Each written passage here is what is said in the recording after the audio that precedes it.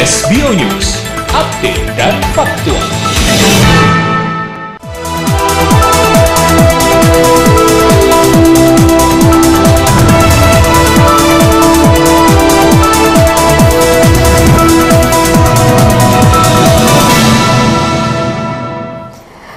Selamat malam pemirsa, Dialog Update Malam hari kembali lagi hadir menjumpai Anda selama 1 jam ke depan, dan kita akan membahas terkait dengan remisi pembunuh jurnalis Bali yang cukup ramai diperbincangkan oleh masyarakat, bahkan juga khususnya di kalangan wartawan atau di rekan-rekan jurnalis. Karena kalau saya sedikit mengajak Anda untuk kita flashback di tahun 2009, karena kejadian itu adalah di tahun 2009 di mana terjadi ada satu pembunuhan salah seorang jurnalis Radar Bali ketika itu, dan pengungkapannya sendiri pun juga melewati proses yang cukup panjang ketika sang pelaku tertangkap, dan kemudian ketika itu jaksa memberikan tuntutan hukuman mati, namun akhirnya vonis yang dijatuhkan adalah hukuman seumur hidup.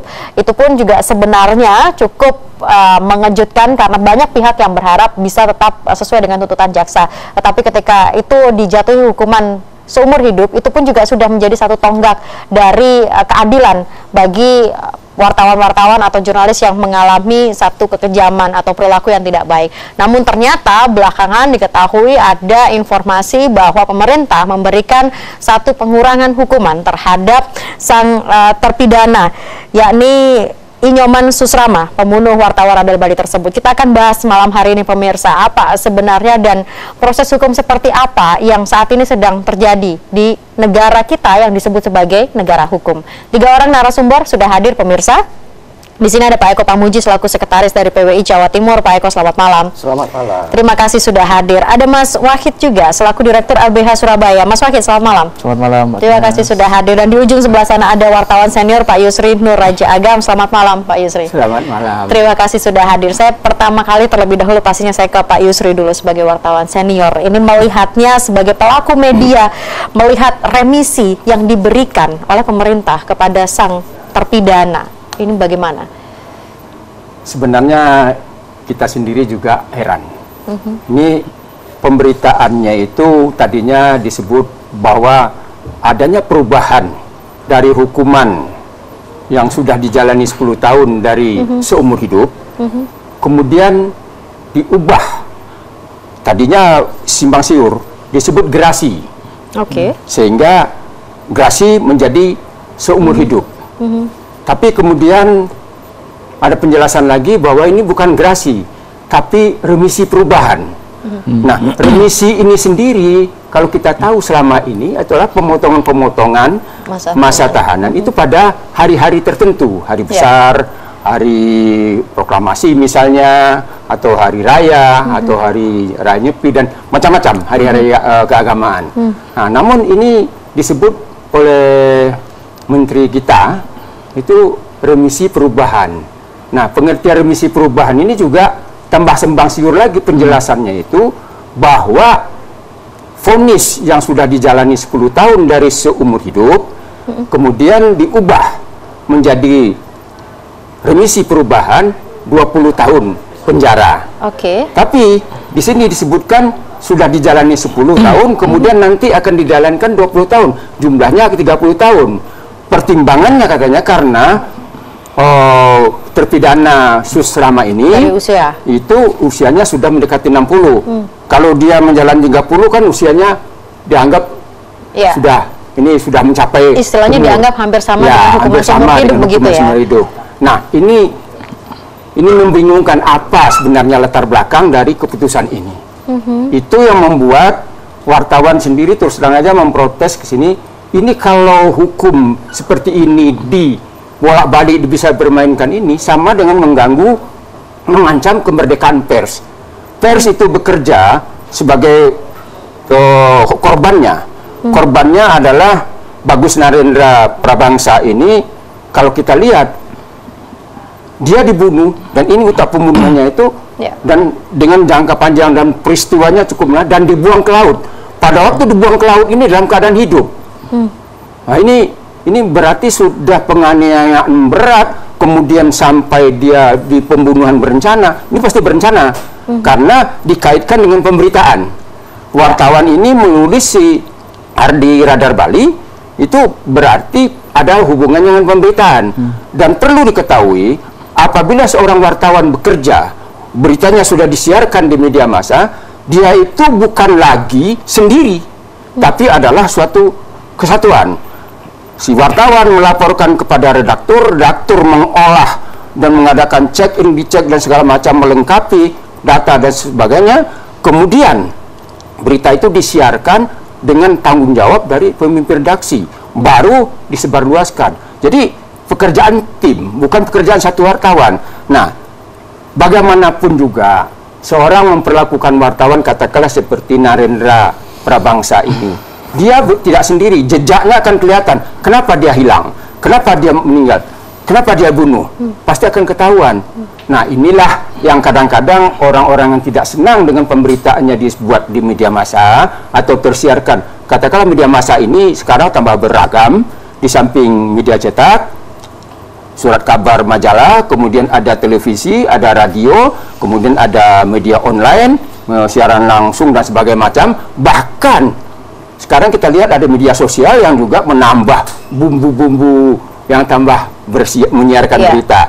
Nah, ini kalau kita lihat bahwa sebagai wartawan, kami sendiri juga merasa kalau yang sudah dikerjakan oleh tim diperlakukan seperti ini, yang dicari sasaran adalah seorang wartawan yang dianiaya, berarti kami semua ikut dianiaya, kami semua ikut dibunuh, karena yang melakukan pekerjaan itu bukan lagi wartawan Prabangsa atau Narendra Prabangsa, tapi adalah tim, profesi wartawan. Profesi dari wartawan. Artinya ketika mendengar bahwa remisi ini kemudian diberikan, secara psikologis sendiri Pak Yusri, secara psikologis ini tidak akan terjadi di sini saja. Karena beberapa banyak kasus-kasus wartawan yang hilang, wartawan yang dibunuh. Itu penyelesaiannya boleh katakan, ya kita tahu waktu Udin betul di Kalimantan baru-baru ini juga terjadi. Itu beberapa saat ada wartawan-wartawan yang melaporkan, ada yang juga kadang-kadang tidak jelas. Nah, ini profesi.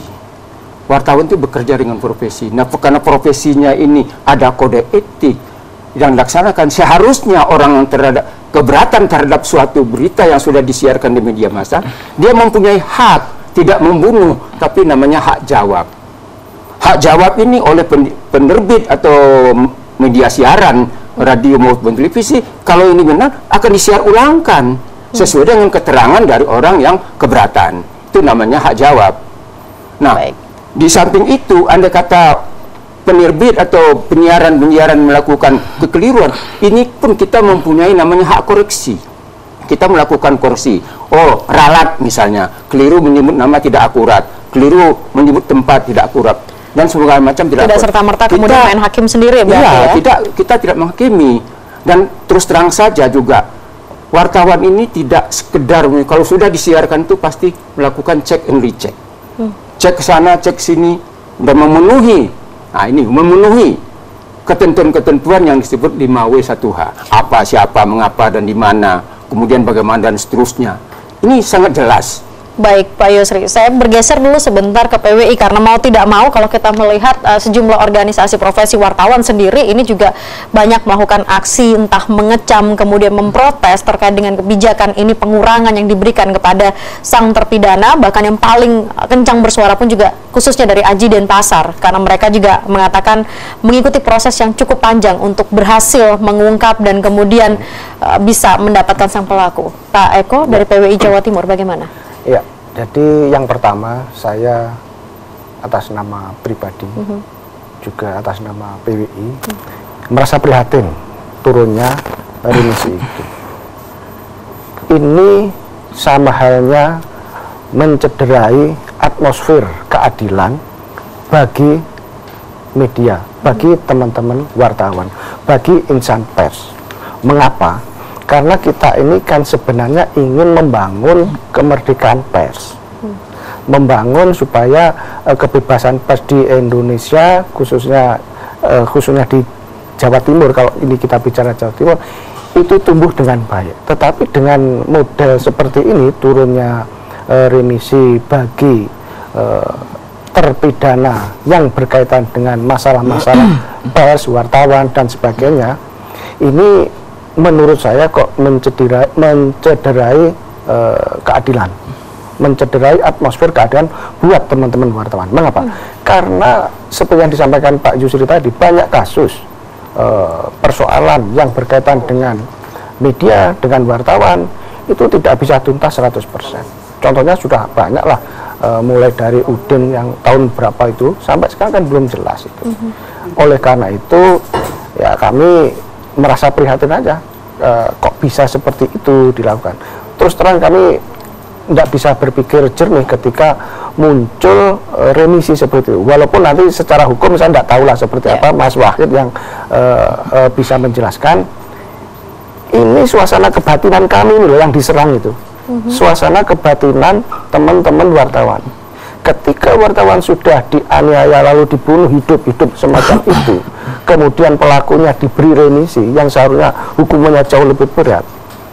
Itu ya apa kak seperti ini? Ini hukum gitu loh. Jadi aspek mencederai atmosfer keadilan bagi teman-teman wartawan ini sangat kental sekali, dan ini bisa menurut saya sudah diambang di luar toleransi sebenarnya. Kalau menurut Pak Eko sendiri, seberapa banyak sih catatan sebenarnya kekerasan yang terjadi dalam wartawan ketika menjalankan profesinya yang kemudian akhirnya harus berurusan dengan hukum di luar dari organisasi profesi itu sendiri? Karena kalau tadi disampaikan Pak Yusri, pastinya ada sebenarnya yang harus bisa diselesaikan melalui Dewan Pers atau mungkin organisasi profesi, tapi tidak sedikit juga yang mengalami seperti almarhum di Bali. Ya, ya itu tadi Mbak Agnes. Jadi kita kembalikan kepada kemerdekaan pers. Kita ini sedang membangun supaya pers kita itu merdeka. Apa yang disebut pers merdeka? Pers merdeka itu adalah pers yang bisa menjalankan fungsinya secara maksimal tanpa ada tekanan dari manapun. Ketika ada persoalan pers, kita sudah punya undang-undang pers. Maka teman-teman yang ada hubungannya dengan kasus pers, masalah-masalah pers, sengketa pers, ayo kita larikan ke Dewan Pers. Ini ada undang-undangnya, bukan main hakim sendiri seperti itu. Nah, ketika sudah terjadi main hakim, lalu ini jadi kasus kriminal seperti itu, lalu pelakunya dihukum, tiba-tiba ada remisi. Ini ruang untuk mencederai juga kebebasan pers gitu. Jadi ada ruang masuk lagi untuk pers itu tidak merdeka begitu loh. Jadi bisa lagi masuk ke situ. Ini ada ruang dibuka lagi celahnya, pers tidak bisa merdeka lagi. Kalau ada kekhawatiran ke arah sana. Saya khawatir itu. Kita coba juga terkait dengan hukumnya, Mas Wahid. Ini gimana? Karena cukup simpang siur, sempat ada yang mengatakan seharusnya gerasi, bahkan remisi, bahkan ada istilah yang baru juga. Kalau saya nggak tahu ya, karena baru juga saya dengar remisi perubahan. Mas Wahid. Pertama, secara kelembagaan kami YLBHI Bali, terutama di Bali, memang hari ini mendampingi kawan Aji Denpasar untuk memprotes keputusan Presiden ini melalui Kanwil Kemenkumham di Provinsi Bali, dan kami sudah mengirimkan surat itu agar Presiden juga mereview hasil dari keputusan, karena itu nanti implikasinya adalah kita bisa mengajukan gugatan tun terhadap keputusan Kepres tersebut. Itu yang pertama. Yang kedua, saya akan bicara terkait hukum. Pertama, memang saya sepakat bahwa pemerintah harus menjelaskan bagaimana sih secara hukum ketatanegaraan, karena saya juga dosen HTN di kampus. Secara ketatanegaraan menjelaskan bagaimana ini disebut remisi, karena begini, secara konstitusional kewenangan presiden memang di Indonesia adalah dia presidensial, yang mana kepala negara dia merangkap sebagai kepala pemerintahan. Sebenarnya pemberian remisi, gerasi, abolisi dan sebagainya itu kan memang kewenangan kepala negara, tapi karena Indonesia adalah presidensial, maka itu kewenangan itu berada di tangan presiden. Dalam konstitusi sebenarnya istilah remisi itu tidak ada. Yang ada hanya gerasi, amnesti, abolisi. Gerasi dan amnesti itu diberikan oleh presiden atas dasar pertimbangan dari Mahkamah Agung. Karena apa? Karena ini akan menyinggung kekuasaan kehakiman. Kekuasaan kehakiman kan ketika dia memutuskan suatu perkara, misal hukuman seumur hidup, maka ini kan terkesan dicampuri kewenangan itu oleh presiden sebagai kekuasaan eksekutif. Padahal kalau teori trias politika, dia memang harus terpisah antara dua kewenangan itu. Makanya pemberian gerasi dan amnesti itu harus dengan pertimbangan dari Mahkamah Agung. Tapi anehnya dalam Kepres yang dikeluarkan oleh Presiden saat ini bukan berbunyi gerasi, bukan berbunyi pengampunan, tapi berbunyi remisi. ranah kewenangannya ada di mana? Kalau kita bicara remisi, kalau kita biasanya bicara ada remisi di dalam lembaga pemasyarakatan. Ketatanegaraan diatur dalam undang-undang pemasyarakatan. Tadi sempat disampaikan oleh Pak Yusri, remisi itu diberikan oleh pemerintah, dalam hal ini kalau Kementerian Hukum dan HAM, kepada narapidana yang berkelakuan baik, dan biasanya diberikan dalam momen-momen tertentu. Dia biasanya hanya pengurangan hukuman, misalnya 3 bulan, sebulan, dan ini memang tidak perlu ada pengajuan, karena kalau Kemenkumham melihat bahwa si napi ini berkelakuan baik, maka dia bisa dapat remisi. Akhirnya ada beberapa muncul misalnya kepres berkaitan dengan pemberian remisi. Oh, narapidana korupsi nggak boleh dapat remisi, narapidana terorisme nggak boleh dapat remisi. Itu kan memang domain kekuasaan dari pemerintah, dalam hal ini Kemenkumham kan gitu. Tapi yang menjadi aneh adalah kepres ini, apalagi tadi ada istilah bahwa ada remisi perubahan. Remisi perubahan yang mana tadi penjelasan dari Menteri Hukum dan HAM itu katanya harus menjadi 30 tahun lagi. Dan ini juga nggak ada apa ya? Ini juga harus dikelirkan juga dalam masyarakat. Dalam hal ini kita yang belajar hukum itu, saya yang belajar hukum saja itu bingung seperti apa maunya Kemenkumham, apalagi orang yang awam kan gitu.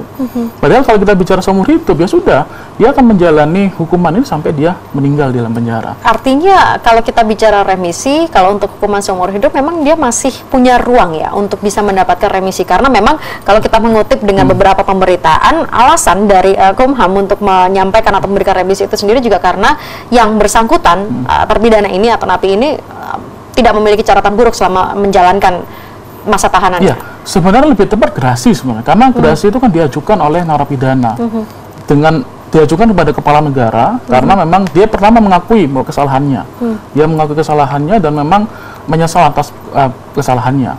Kedua, memang harus ada keputusan dari kepala negara. Dalam hal ini adalah presiden, apakah menyetujui gerasi itu atau tidak. Biasanya gerasi itu adalah yaitu tadi dari hukuman seumur hidup menjadi 20 tahun, atau kalau ada hukuman mati seperti praktek di Paskorbi, mungkin pernah tahu Korbi, pengedar narkoba yang dihukum seumur mati oleh Presiden SBY diberikan gerasi, akhirnya sekarang bebas. Itu bisa gitu loh. Artinya bisa. Berarti kalau kita mengacu kepada vonis hukumannya, berarti ini seharusnya ranah gerasi berarti. Harusnya ranah gerasi karena dia pengampunan. Pengampunan yang diberikan oleh kepala negara dalamnya presiden pada seseorang narapidana. Tentunya ini memang sangat subjektif. Tapi gerasi ini kontrolnya ada di Mahkamah Agung, karena gerasi ini harus sepersetujuan Mahkamah Agung. Makanya ini kan jangan-jangan ini ada penyelundupan hukum, dalam artian memang katanya remisi. Kalau remisi tidak ada sama sekali pertimbangan ke Mahkamah Agung, karena remisi ranahnya eksekutif.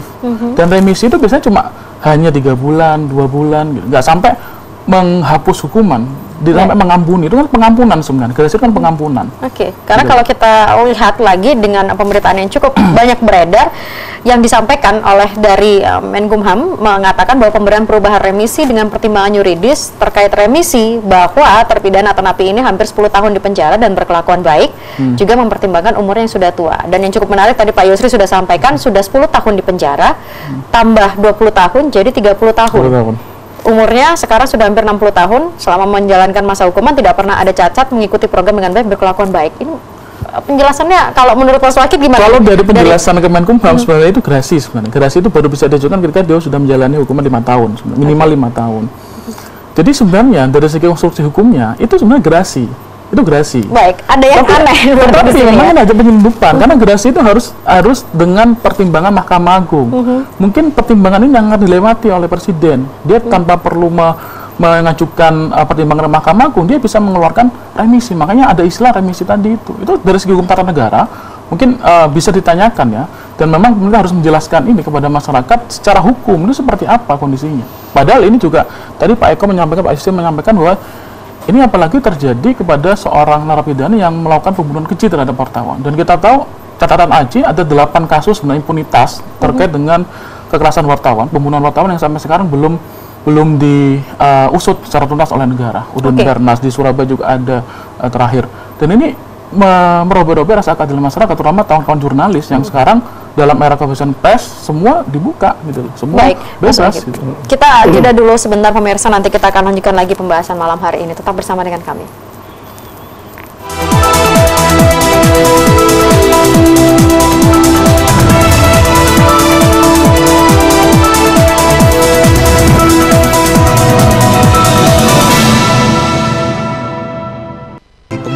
tahun 2018, inflasi Jawa Timur pada bulan Desember meningkat signifikan, yakni mencapai 0,60% dibanding November 2018. Hal tersebut disampaikan oleh Kepala Badan Pusat Statistik Jawa Timur.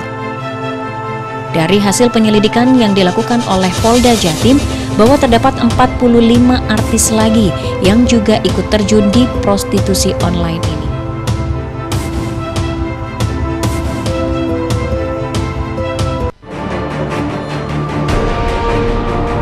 Makanya kan rekomendasi kami agar dampak ini tidak meluas, itu kan galian basement diuruk kembali.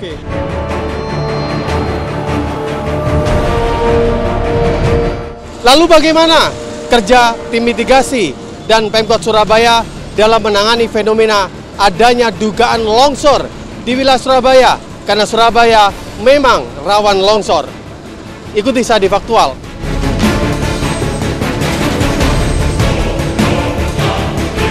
Dengan menggunakan perahu karet, petugas dari Badan Penanggulangan Bencana Daerah Linmas Kota Surabaya terus melakukan pencarian korban tenggelam di Sungai Jagir, Surabaya. Korban atas nama Untung, 37 tahun, warga Bendul Merisi ini dilakukan hingga ke muara Sungai Wonorejo. Delta Mania menuntut pihak manajemen agar segera diganti karena selama ini klub Delta Sidoarjo minim prestasi. Sementara Bupati berencana akan membenahi manajemen dan mencari investor untuk klub kebanggaan warga Sidoarjo.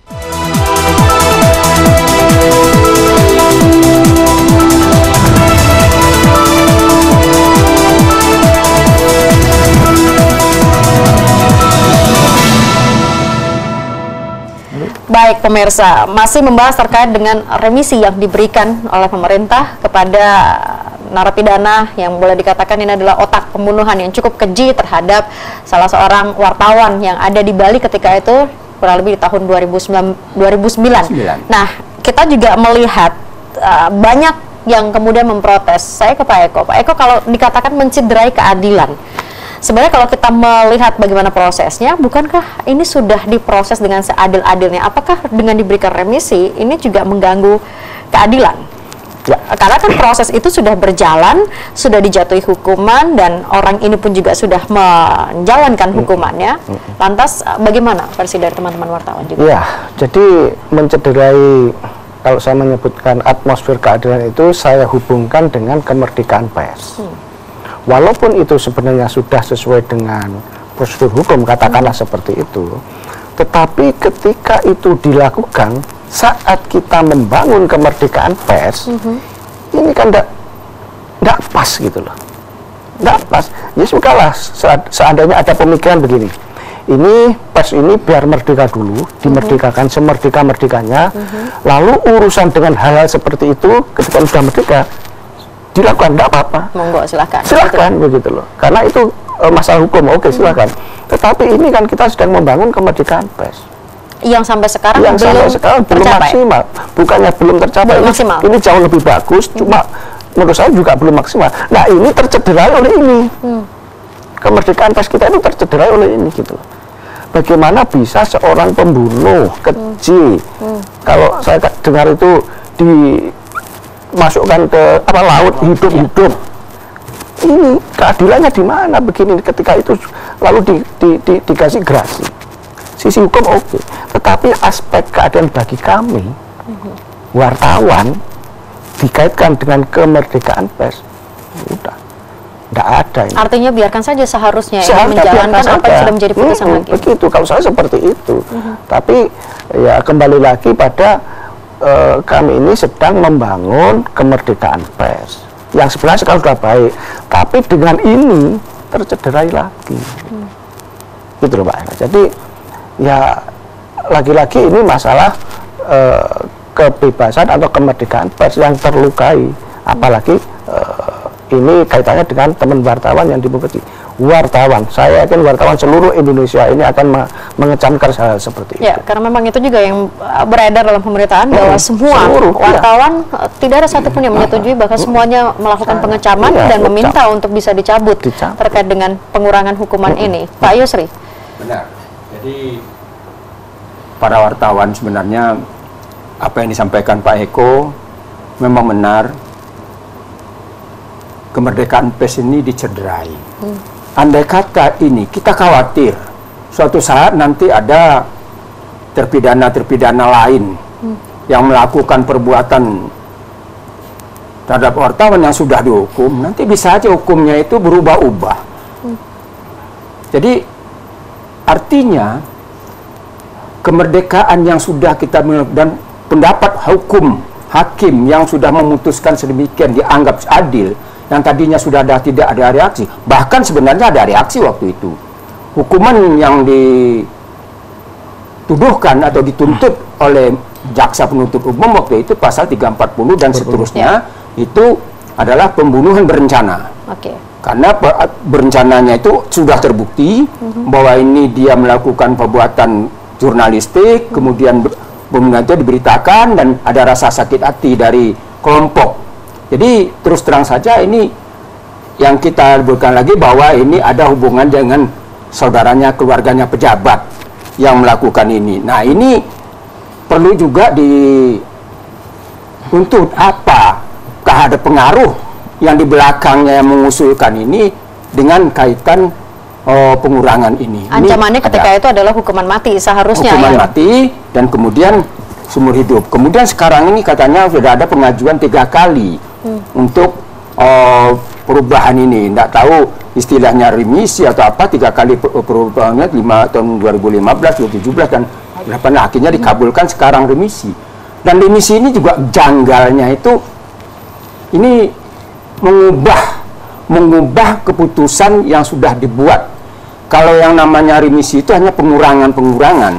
Ini justru mengubah putusan dari seumur hidup menjadi 20 tahun. Hukuman 20 tahun ini adalah hukuman maksimal. Nah, ini tambah rumit lagi keterangannya menteri kita ini, Menteri Kumham, menyebutkan karena sudah dijalani 10 tahun, kalau divonis 20 tahun, diubah menjadi 20 tahun, berarti nanti akan 30 tahun. Ini keterangannya sangat tidak jelas ini. Nah, ini mungkin Pak Wahid akan sama kawan-kawan dari yang bidang hukum akan lebih menjelaskan apa sebenarnya. Nah, ini latar belakang di belakangnya ini. Tapi kalau hukum mungkin nanti dari Mas Wahid. Tapi kalau versi keadilan sebenarnya seperti apa sih yang diharapkan oleh teman-teman wartawan ini? Karena kan ada banyak kasus-kasus pembunuhan. Kita tidak menyebut secara spesifik terhadap profesi wartawan. Tapi tentu saja remisi atau mungkin katakanlah grasi itu pun juga hak yang juga bisa dimiliki oleh para narapidana. Lantas keadilan seperti apa yang diinginkan? Terus terang saja kalau ini di dalam hukum itu kan ada yang disebut jurisprudensi. Nah, kalau ini terulang, orang akan membuat dasar nanti bahwa dulu hukum sudah bisa dilakukan, ini sudah bisa dilaksanakan, dan akan ditiru untuk selanjutnya. Ini yang kita ingin.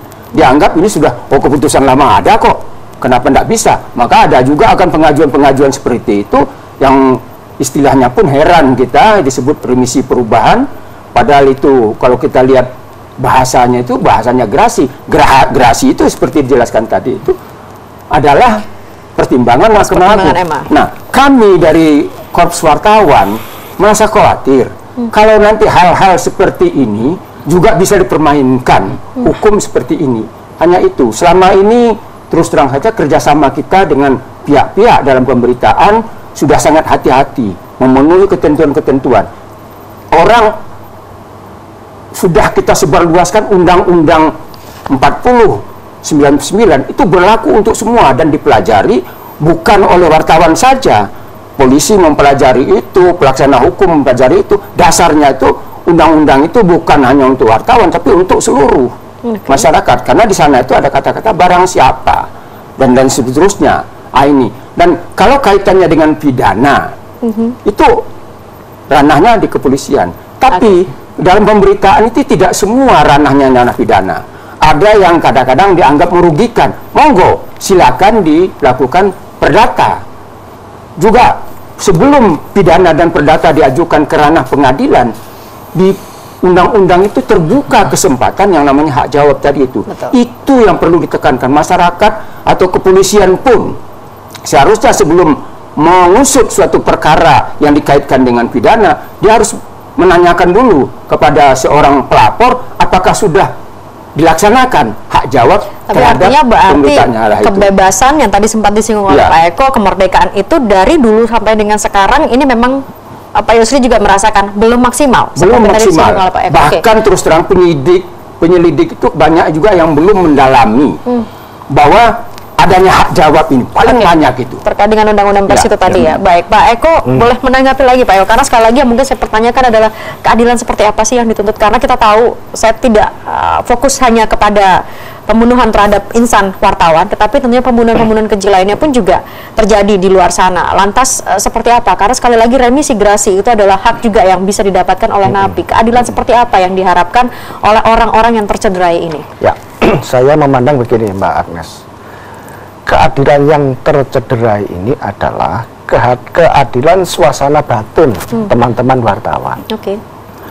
Suasana batin, bukan soal material gitu, tapi batin. Ini bagaimana ada wartawan dibunuh, lalu pembunuhnya akhirnya yang seharusnya tadi seumur hidup tapi diberi remisi tadi.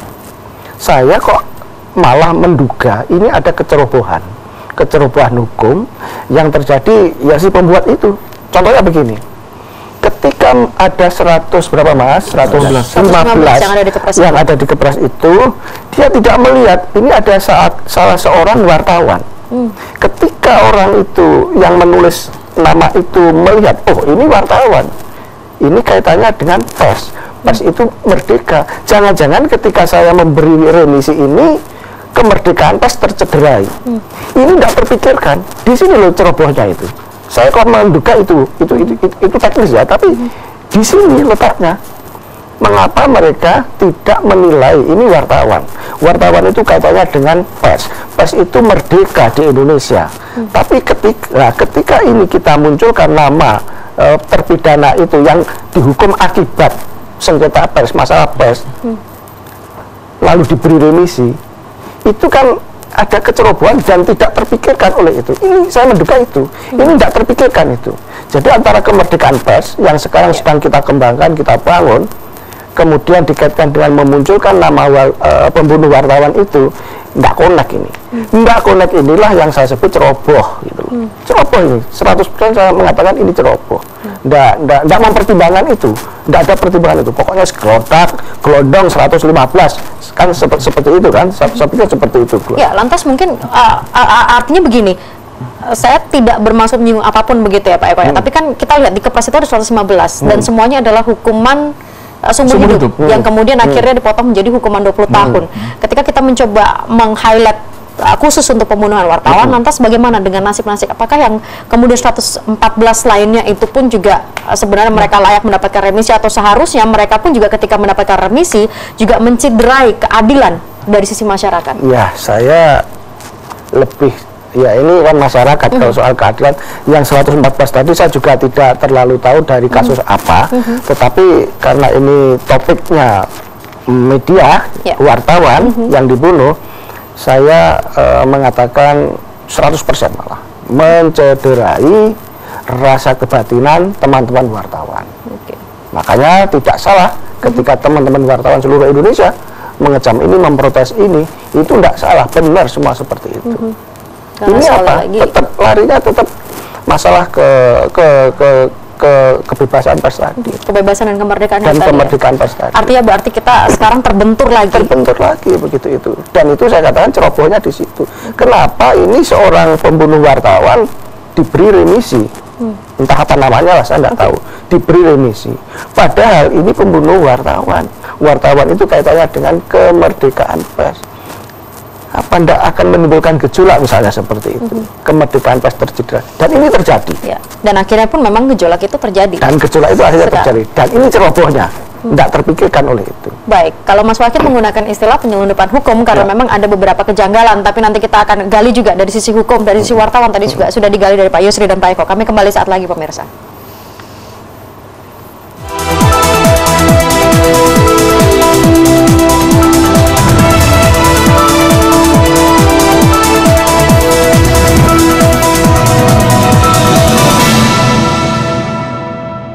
Mana tidak, Maskapai tersebut memiliki penerbangan dengan menampilkan pertunjukan pramugari memakai pakaian bikini. Kapolres Tabes Surabaya, Kombes Pol Rudi Setiawan ikut bermain kesenian tradisional ludruk di Balai Pemuda Surabaya. Kedepan, Rudi ingin menghidupkan kembali kesenian ludruk yang dianggap sudah lama ditinggalkan oleh kebanyakan warga Surabaya. Figit Waluyo dijemput petugas anti mafia bola untuk dibawa menuju Mapolda Jawa Timur untuk dilakukan pemeriksaan terkait dugaan pengaturan skor. Figit Waluyo akan diperiksa hanya 1 hari ini saja dan akan langsung dikembalikan ke dalam lapas Sidoarjo kembali. Upaya untuk membongkar jaringan prostitusi online terus dilakukan oleh pihak Ditreskrimsus Polda Jatim. Polisi juga melibatkan para saksi ahli, diantaranya ahli bahasa, ahli ITE, dan ahli hukum pidana. Nah, cantik, sepertinya brownies kukus sudah menjadi salah satu kue basah favorit bagi banyak orang. Rasanya enak dan empuk dengan teksturnya yang lembut, tentunya sudah tak asing lagi bagi kalian, bukan? Berikut caranya. Perut buncit sering menjadi masalah, rasa percaya diri turun, apalagi banyak dirasakan kaum hawa. Tips fashion berikut ini, cantik bisa coba untuk menyembunyikan perut buncit.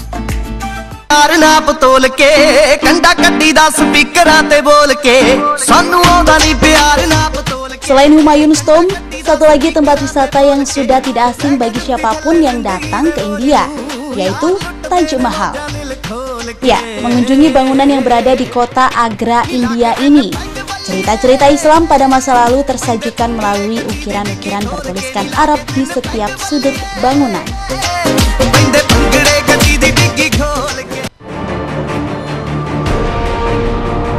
Makanya kan rekomendasi kami agar dampak ini tidak meluas, itu kan galian basement diuruk kembali.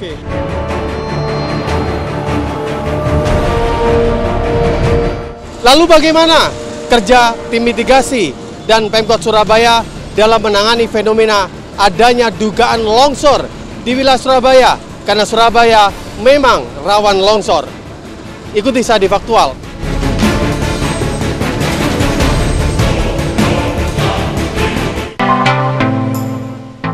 Kembali lagi di Our Kids dan masih dengan tema ajarkan anak berani menghadapi rintangan. Kita akan bahas bagaimana orang tua bisa menjadi guru utama bagi anaknya. Berikut jawabannya. Kedua, puji kerja kerasnya. Terkadang orang tua hanya memberikan pujian saat anak mendapat juara atau prestasi. Hargai usaha mereka, bukan hasilnya saja ya. Meskipun hasilnya tidak seperti yang ayah bunda inginkan, tetap dukung dan hargai kerja kerasnya.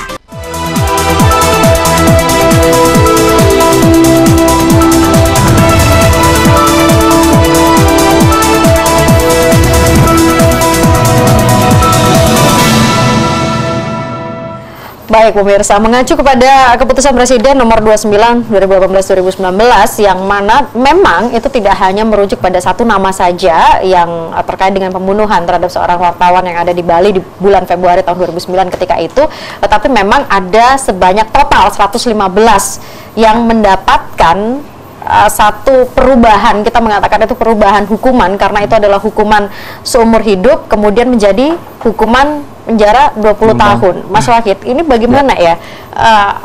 Kalau Pak Eko tadi mengatakan kecerobohan, Mas Wahid di awal mengatakan penyelundupan hukum, kita berada dalam negara hukum. Dan ini pun juga sebenarnya produk hukum, tetapi ketika ada yang miss di sini, apa artinya? Apakah mereka tidak paham hukum juga? Ini pemerintahan, Mas Wahid. Iya. Jadi pertama saya mau tertarik dengan Pak Yusri tadi terkait dengan Kemenkumham yang mengatakan bahwa si Susrama ini kan menjalani hukuman 10 tahun tambah 20 tahun. Ini juga saya dan kemudian menjadi 30 tahun berarti. Jadi 30 tahun penjara. Saya juga prihatin karena apa? Mahasiswa saya semester 2 aja yang belajar hukum pidana. Di Indonesia nggak ada hukuman 30 tahun. Ya, karena hukuman penjara maksimal. KUHP itu dia maksimal adalah 20 tahun. Ketika dia ada 20 tahun maka dia menjadi seumur hidup. Gitu. Tapi Menteri Hukum dan HAM dan juga semua seorang sarjana hukum dia mengatakan seperti itu. Akhirnya kan masyarakat awam, kalau masyarakat awam bisa percaya, tapi kami yang belajar hukum, kami yang mengajarkan hukum kepada mahasiswa, jelas dalam KUHP kita bahwa hukuman itu maksimal 20 tahun. Statement yang menarik kalau dikaitkan dengan usia yang hampir 60, ketika 30 maka jadi 90, maka itu hampir sama dengan seumur hidup. Nggak bisa disamakan seperti itu. Pas Pak Yusri sendiri juga membacakan itu. Tidak bisa disamakan seperti itu, karena itu hukum gitu loh. Karena kita nggak sama dengan Amerika. Amerika ada hukuman 150 tahun ada, karena dia mau Anglo-Saxon dan hukum pidananya dia kumulatif. Tapi di Indonesia tidak.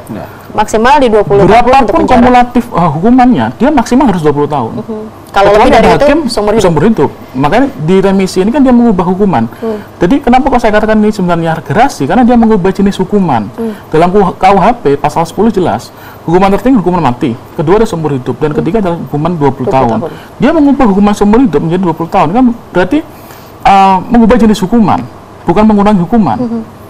Jadi kan ini berarti harusnya menjadi ranah gerasi, menjadi ranah pengampunan. Kalau memang ada kekeliruan seperti itu, definisinya gimana ya Mas Wahid ya? Apakah ini bisa dikatakan cacat hukum atau batal demi hukum? Kah kepres tersebut? Karena sekali lagi dari sisi definisi ini sudah salah. Ya, begitu. Pertama kalau kita bicara hukum tata negara dan hukum tata usaha negara, ya otomatis sebenarnya keputusan yang dibuat oleh pemerintah itu kan memang dia berlaku gitu loh. Sepanjang memang ada orang yang menggugat kepres itu.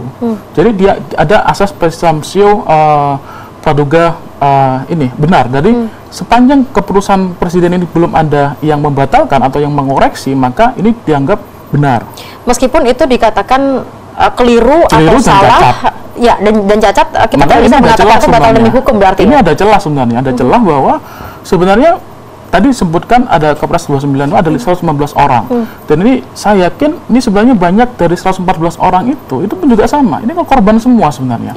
Dan orang yang dihukum seumur hidup dia kan tidak pidana yang tidak biasa. Dia pasti kejahatan luar biasa. Minimal 340 yang hukumannya hukuman mati, karena hukuman seumur hidup hanya beberapa pasal-pasal saja. Jangan-jangan di dalam juga ada napi-napi teroris, ada napi-napi narkotika. Kita juga nggak tahu, kita nggak bisa ngecek. Dari 115 itu yang bersuara hanya satu, yaitu terkait dengan pembunuhan wartawan. Tapi bagaimana 115 ini?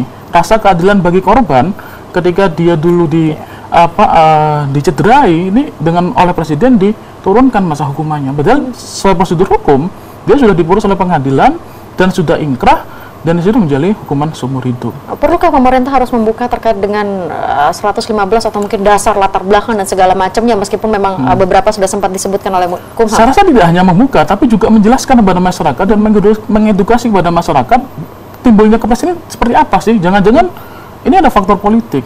Saya memang saya tidak menuduh, tapi karena ini beberapa kali presiden juga membuat pernyataan yang kontroversi, misalnya kemarin terkait dengan Bashir, itu kan juga sama.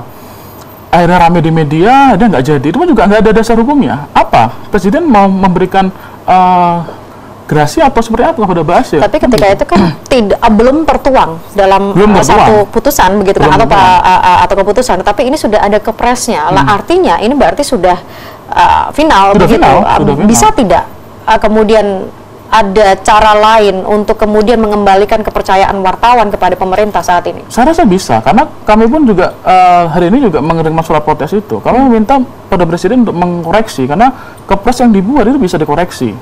Karena ada dua cara pembatalan kepres, bisa dengan koreksi oleh pejabat yang berwenang untuk yang mengeluarkannya. Jadi presiden mengkoreksi kepresan itu. Ada kedua adalah pengadilan tata usaha negara. Jadi kita menggugat presiden, menggugat SK kepres presiden itu untuk dibatalkan oleh pengadilan tata usaha negara. Karena kita anggap bahwa prosedur, substansi dan kewenangan presiden dalam mengeluarkan kepres itu cacat secara konstitusional.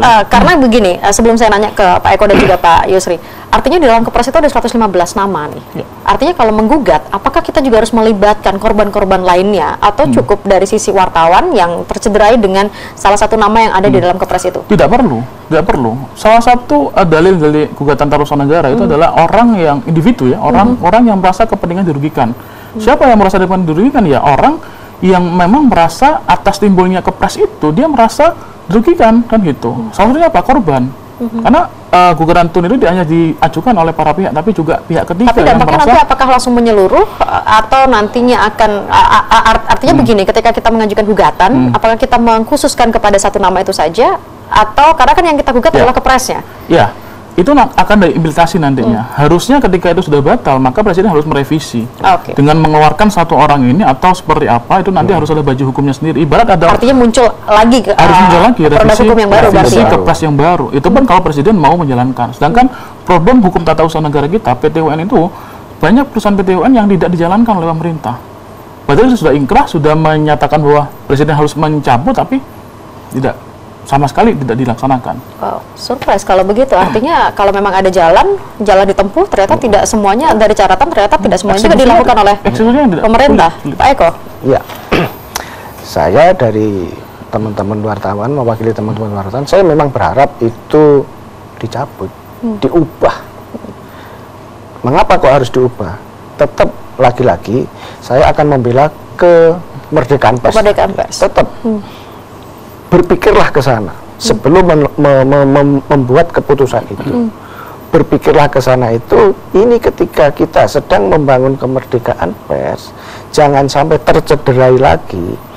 Janganlah membuat keputusan-keputusan yang berpotensi membangkitkan itu lagi, mencederai kemerdekaan pers itu lagi. Jelas loh, ini melukai, ini jelas. Nah, oleh karena itu saya berharap ya ini dikoreksi lalu dicabut sajalah, supaya tidak ada ke pers itu, khususnya yang menyangkut pers. Tapi untuk yang berkaitan dengan lain-lain saya tidak paham. Tetapi intinya karena ini temanya soal seorang pembunuh wartawan, maka agar tidak terulang-ulang kasus terhadap pers, maka berilah hukuman itu setinggi-tingginya, malah seadil-adilnya, tapi setinggi-tingginya. Karena terkait dengan profesi juga berarti. Agar apa? Kemerdekaan pers tadi benar-benar segera terbangun dengan baik gitu loh. Jangan lagi naik turun seperti ini. Memang indeksnya itu kalau di Jawa Timur naik, di Indonesia naik, dalam penelitian terakhir itu di atas 70% ya. Biarlah itu naik terus kemerdekaan pers itu. Jangan ada lagi yang mencederai.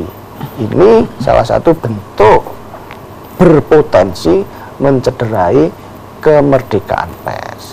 Saya kira itu. Baik, Pak Yusri, secara singkat sebelum saya harus jeda dulu. Saya malah menginginkan ini udara kita ini di Jawa Timur sebenarnya sekarang udara pers. Karena Hari Pers Nasional itu akan diselenggarakan di Jawa Timur. Di Jawa Timur, dan sekarang persiapan ini. Jadi sebenarnya gema persoalan ini saya yakin bahwa dari Surabaya ini juga nanti akan timbul gugatan-gugatan kepada pemerintah maupun kepada pihak-pihak yang memperlakukan tidak adanya kemerdekaan pers itu. Mudah-mudahan dengan adanya kegiatan yang sebentar lagi akan kita adakan dari Hari Pers Nasional 2019 di Surabaya atau Jawa Timur, ini akan membangkitkan sejauh mana kita berbicara tentang wartawan, pers. Pers itu adalah suatu lembaga, wartawan adalah profesi. Pers itu termasuk seperti ini, kita sekarang berada di markasnya pers ini, penyiaran televisi. Televisi bagian dari pers, demikian juga radio, demikian media online sekarang ini, semua komputer-komputer yang menyediakan itu media sosial, itu juga melakukan kegiatan-kegiatan jurnalistik. Nah, kegiatan-kegiatan kewartawan yang demikian itu sekarang ini perlu kita betul-betul sudah ada bentengnya, sudah ada landasan hukum. Kita sudah punya undang-undang, tidak ada undang-undang pers 40, ada undang-undang penyiaran, ada undang-undang yang berkaitan dengan ITE, ada undang-undang yang berkaitan dengan kebebasan menyampaikan informasi. Ini semua kaitannya ini. Saya minta, ini namanya perangkat pejabat hukum, masyarakat kita yang setiap hari bersangkut dengan ini mendalami bahwa pers itu adalah kepentingan masyarakat, dan informasi yang disampaikan oleh masyarakat melalui pers itu adalah untuk kepentingan masyarakat. Baik. Bahkan kalau saya berkata, orang yang dalam keadaan sakit pun berhak menerima informasi. Dia dipasangkan televisi di tempatnya dia, berarti kan dia, rumah sakit sudah memberikan hak berkomunikasi, memanfaatkan informasi. Ini demikian pengaruhnya pers terhadap masyarakat. Baik, kita masih akan bahas pemirsa terkait dengan bagaimana remisi ini kemudian berdampak terhadap tercederainya rasa kebebasan atau kemerdekaan dari semua insan pers yang ada di Indonesia. Kami kembali saat lagi pemirsa.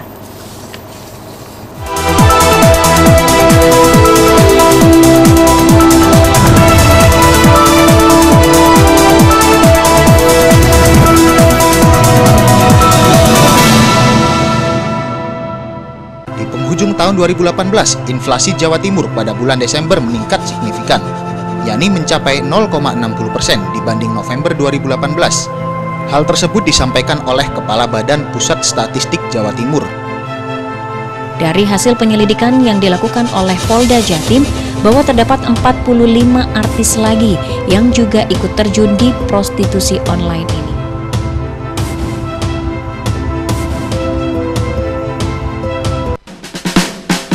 Cerita penuh inspirasi. Sosok-sosok pioner di bidangnya. Berita bagus dari kota Anda, kami sajikan dengan lugas.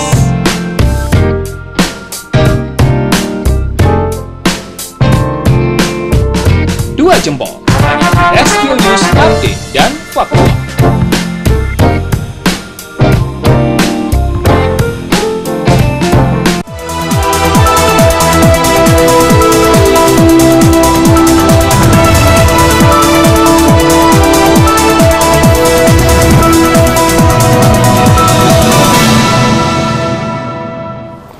Baik pemirsa, kita masuk di segmen terakhir dan mungkin saya ke Mas Wahid dulu, baru nanti kepada para insan pers, para insan wartawan yang merasa tercederai dengan adanya remisi yang diturunkan ini. Mas Wahid, sekali lagi apa yang bisa dilakukan pemerintah saat ini? Karena semenjak Kepres ini dikeluarkan, diumumkan dengan adanya gejolak, ini masih belum ada tanda-tanda dari pemerintah. Bahkan Kumham pun juga menyatakan setidaknya ya karena melihat usia, karena melihat kelakuan baiknya selama menjalani masa tahanan. Pertama saya ingin mengingatkan sebenarnya bahwa tahun ini adalah tahun politik dan Presiden Jokowi adalah salah satu kontestan dalam tahun politik. Dalam artian dia sebagai presiden dan dia juga sebagai calon presiden. Jangan sampai keputusan-keputusan diambil oleh beliau itu juga berpotensi ada kepentingan politik untuk itu. Saya sangat menjaga itu dan bagaimana konsolidasi demokrasi di Indonesia bisa berjalan dengan baik. Dan itu bisa sukses kita di April 2019 untuk menyelenggarakan pemilu. Itu yang pertama. Yang kedua adalah keputusan-keputusan diambil oleh Presiden dalam hal ini dalam beberapa hari kemarin berkaitan dengan remisi pengganti istilahnya, itu juga istilahnya tidak ada. Nah, dalam hukum tidak ada istilah remisi pengganti. Ya sudah, kalau ada remisi itu ada di Undang-Undang Pemasyarakatan, ada di peraturan Kementerian Hukum dan HAM, dan itu jelas bahwa harus dengan cara yang ketat dan dengan syarat yang ketat. Tidak seenaknya Presiden melakukan itu.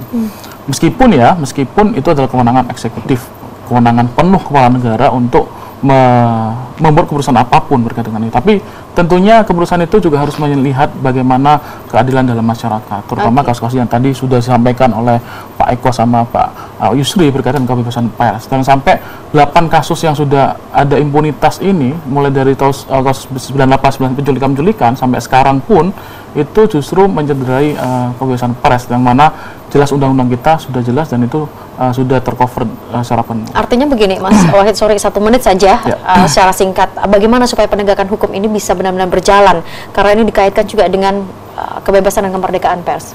Ya, pertama kita harus lihat bagaimana hukum itu berjalan, bagaimana aparat penegak hukum itu berjalan. Karena kebanyakan penegakan hukum pun juga rawan diintervensi, terutama intervensi politik. Karena lagi-lagi kita harus mengkritik sistem ketatanegaraan kita. Bagaimana ketika Polri, Kejaksaan itu di bawah Presiden, sehingga dia akan rawan. Meskipun Presiden ngomong bahwa saya tidak akan mencampuri urusan Polri, saya tidak mencampuri urusan Kejaksaan Agung, tapi ya dia di bawah mereka gitu loh. Presiden anak buahnya adalah Kapolri dan Kejaksaan Agung, termasuk Kementerian Hukum dan HAM. Presiden punya kewenangan penuh. Jadi Presiden di negara Indonesia itu adalah presiden yang dengan punya kewenangan yang penuh. Dan ini ketika ini tidak dikontrol oleh masyarakat, makanya kan sebagai bentuk social control sebenarnya. Kawan-kawan LBH Bali dengan Aji Denpasar ini kan menjadi salah satu social control bagi masyarakat. Ketika ada keputusan yang diambil oleh presiden itu mencederai rasa keadilan masyarakat, maka kita harus protes. Kita harus melawan itu. Dan pemerintah harus menerima harus menerima, dan apabila ini tidak dihiraukan, maka kita akan ajukan upaya hukum karena celah untuk itu bisa. Mudah-mudahan ini bisa diajukan begitu ya, didampingi juga dari teman-teman hukum. Saya ke Pak Yusri, nanti terakhir ke Pak Eko. Singkat Pak Yusri. Ya, mudah-mudahan ini betul-betul kita harapkan ada perhatian dari pemerintah. Bagaimanapun juga sudah diakui bahwa kedudukan pers itu merupakan pilar keempat dari yang namanya disebut vias politika. Ya, ada pemerintah eksekutif, legislatif, dan yudikatif, kemudian pers. Jangan sampai itu hanya omong saja ya. Jangan sampai hanya dijadikan ini bahwa suara pers itu sama dengan eksekutif, legislatif, dan yudikatif. Ini yang perlu diingat. Ini yang saya perlu mengingatkan bahwa pers itu jangan dipandang sebelah mata karena dia kepentingannya lebih tajam suaranya, maaf ya. Mungkin DPR hanya bersuara di dalam ruangan, tapi wartawan bersuara di khalayak melalui media massa, melalui radio, televisi, dan segala macam alat-alat yang ini. Jadi suaranya lebih banter dan bisa dibaca berulang-ulang. Nah, ini yang saya harapkan, mudah-mudahan kita dalam menghadapi apa yang disebut remisi perubahan ini benar-benar jangan sampai terulang kekhawatiran kami itu. Kami khawatir dengan adanya seperti ini, khawatir ini akan terulang apapun bentuknya, karena kalimat remisi perubahan yang disebutkan sekarang ini pun tidak jelas. Oke, ya. Baik Pak Yusri. Ya. Terima kasih catatannya. Saya ke Pak Eko. Pak Eko, terlepas dari kita memang sedang menyambut HPN begitu ya, tapi kalau dari PWI sendiri apakah akan bersikap terkait dengan apa yang terjadi dari keputusan pemerintah ini? Iya, saya berharap hanya satu saja, itu dicabut. Mumpung ini ada di suasana Hari Pers Nasional. Apakah PBI sendiri juga nanti akan resmi mengeluarkan statement sendiri? Semacam itulah. Teman-teman PBI yang dari lain-lain juga sudah melakukan hal yang sama. Saya pikir PBI seragam sama seperti itu. Namun yang paling penting dari kasus seperti ini, saya hanya berharap jangan sampai hal-hal seperti ini terulang. Jangan sampai terulang. Betul, saya tadi menyebutnya sebagai sebuah kecerobohan. Mengapa? Ya sudah jelas, itu ada kaitannya dengan pers yang dibunuh wartawan. Kemudian kita sedang membangun kemerdekaan pers, tetapi mengapa ini bisa terjadi hampir di Hari Pers Nasional? Hari Pers Nasional di Jawa Timur ini nanti. Nah, seperti itu. Sehingga saya berharap, ya sudahlah itu dikoreksi, lalu dicabut, lalu diterbitkan yang baru lagi, supaya kemerdekaan pers kita tidak tercederai dengan hal-hal yang sebenarnya tidak perlu, yang sebenarnya tidak perlu, itu tidak perlu terjadi seperti itu gitu loh. Oleh karena itu saya mewakili teman-teman wartawan ya berharap semoga pemerintah yang mengeluarkan Kepres itu, Presiden dalam hal ini berarti Presiden dalam hal ini mengoreksi ulang lah. Mengoreksi ulang. Pak Eko, sorry, singkat saja, karena waktunya juga sudah habis. Karena yang saya tahu HPN ini nanti juga akan dihadiri oleh Presiden secara langsung di Surabaya, di Jawa Timur. Kalau masih sampai dengan hari itu belum ada tanggapan, apakah dalam momen kesempatan itu juga akan disampaikan kepada Presiden yang hadir dalam HPN? Ya nanti akan kita lihat sampai saat itu juga apa akan terjadi apa di hari itu. Jadi kita akan ini monitor terus, kita pantau terus, dan nanti kita akan bersikap di tanggal itu juga. Dan pasti ini akan menjadi isu penting bagi teman-teman wartawan, khususnya yang hari ini sudah berada di atmosfer Hari Pers Nasional. Baik, Pak Eko terima kasih banyak sudah hadir. Mas Wahid terima kasih. Pak Yusri terima kasih.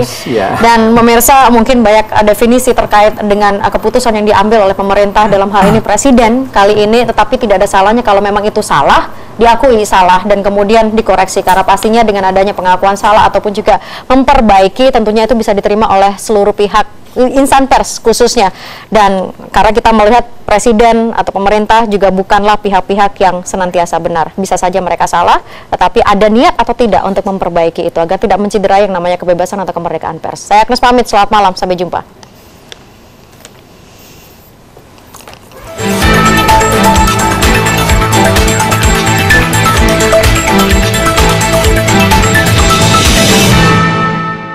Karena betul ke